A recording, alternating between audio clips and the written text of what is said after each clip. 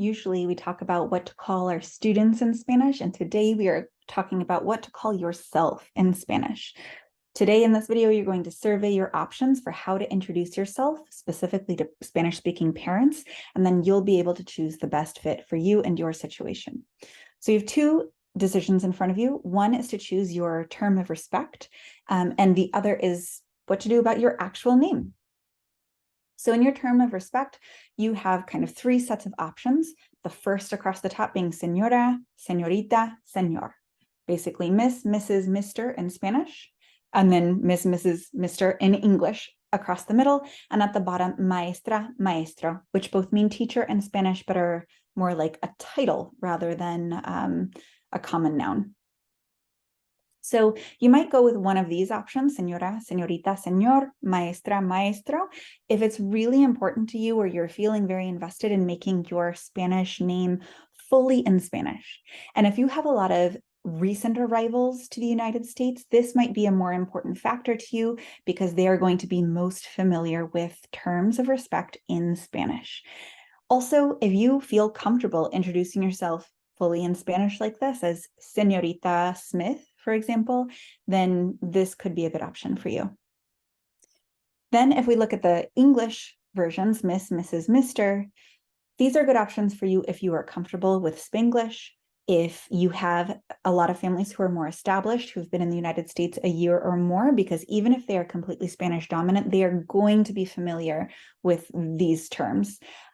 They may call you Miss instead of Miss, and they may call you Miss instead of Mrs., but they will be familiar with these terms and have no problem if you introduce yourself as Mr. Johnson or Miss Williams, for example.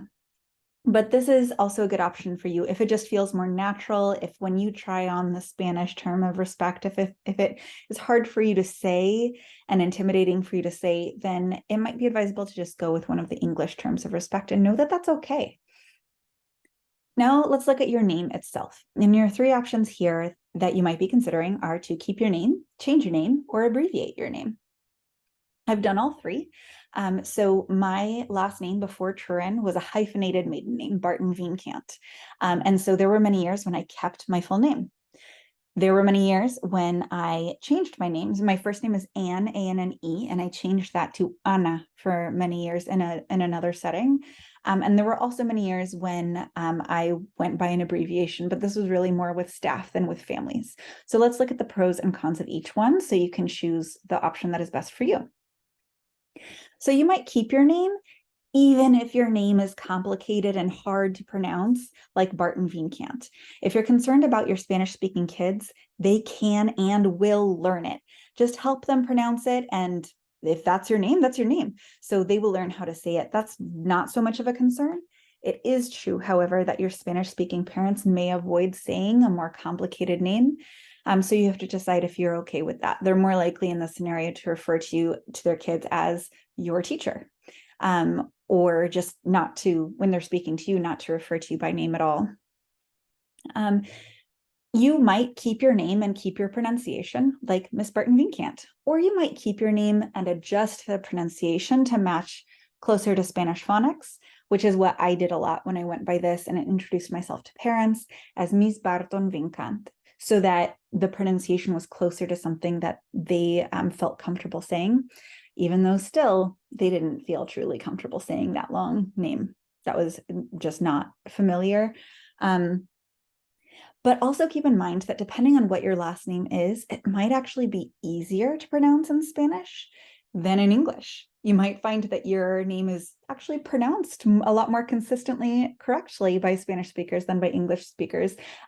For some reason, the name Grabowski is coming to mind. That's one where you might have a lot more luck. So just keep that in mind. The other option is to change your name, whereas I changed mine from Anne to Anna. So if you're concerned about having two different names, one for your students, one for your parents, it is possible to have a different name with parents and not have them bleed into each other. Students definitely get the sense, like you introduce yourself at school, everyone calls you a particular name at school. Students just know what to call you in a school setting. And then parents will be more comfortable calling you something else potentially. Also, if you change your name to match more a quote unquote Spanish name, you can create more comfort and familiarity for the parents, if that is something that is important to you. And I also want to recognize that choosing a quote Spanish name is fun for some people, and it is not fun for all people, depending on your name and your experience in the world with your name. So definitely do what is comfortable and enjoyable for you. Now let's look at the option of abbreviating your name, which a lot of people do to simplify it and to make it easier for other people. So let's think about that in the context of Spanish speakers. One thing to consider is that even letters are different, like the names of letters are different in Spanish than in English.